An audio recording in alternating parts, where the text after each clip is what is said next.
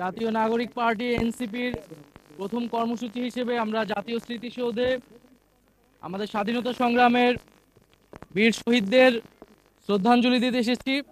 আজকে থেকে আমাদের যে আনুষ্ঠানিক কর্মসূচি শুরু হলো, জাতীয় নাগরিক পার্টি এনসিপির পক্ষ থেকে সারা দেশের সকল মানুষকে শুভেচ্ছা জানাচ্ছি।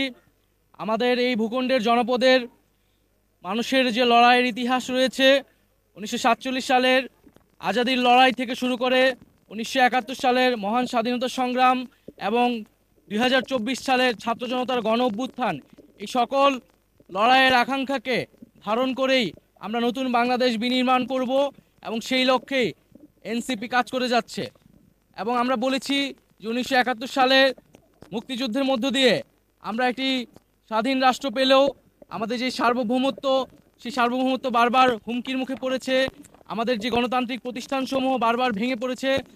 আমরা একটি গণতান্ত্রিক সংবিধান গড়ে তুলতে পারিনি। একটি একদলীয় সংবিধানের মাধ্যমে ফ্যাসিজম এবং একদলীয় স্বৈরতন্ত্রের বীজ বপন করা হয়েছিল।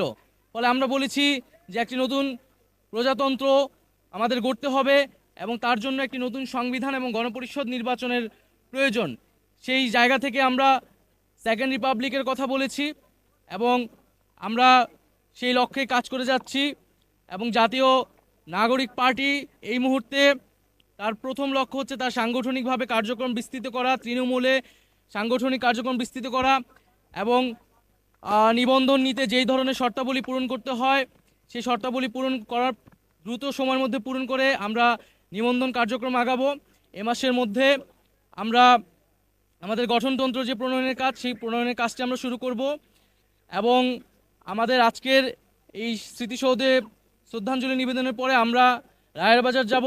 সেখানে আমাদের যে জুলাই অভ্যুত্থানে যারা শহীদ হয়েছে সেই শহীদদেরকে আমরা শ্রদ্ধা নিবেদন করব। শহীদদের প্রতি আমাদের যে 71-এর শহীদ এবং জুলাইয়ের শহীদ, তাদের প্রতি শ্রদ্ধা নিবেদন করেই, তাদের আত্মত্যাগকে স্মরণ করেই আমরা আমাদের যাত্রা শুরু করছি। গণতান্ত্রিক প্রক্রিয়াকে বারবার দীর্ঘায়িত করা হয়েছে।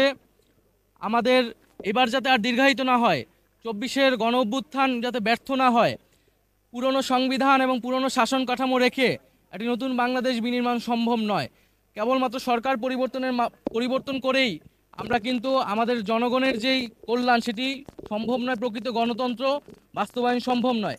সেজন্য আমরা বলছি যে আমরা যেহেতু এই 24 সালে গণ অভ্যুত্থান হয়েছে, ছাত্র জনতা রক্ত দিয়েছে, আমরা কেবল সরকার পরিবর্তন নয় বরং শাসন কাঠামো সহ পুরো সাংবিধানিক পরিবর্তন করে নতুন একটি বাংলাদেশের যাত্রা শুরু করতে চাই, যেখানে প্রকৃত গণতন্ত্র, ইনসাফ এবং সাম্য নিশ্চিত করা সম্ভব হবে।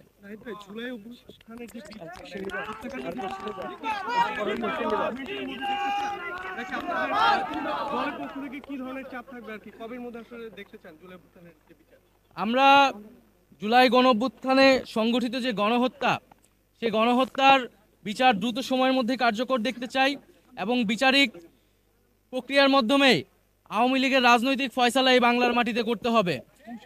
এই জুলাই গণ অভ্যুত্থানে আমাদের প্রতিশ্রুতি ছিল যে যারা এই হত্যাকাণ্ডের সাথে জড়িত এবং যারা গত 15 বছরে নানা ধরনের জুলুম করেছে তাদের বিচার এই বাংলার মাটিতে হতে হবে।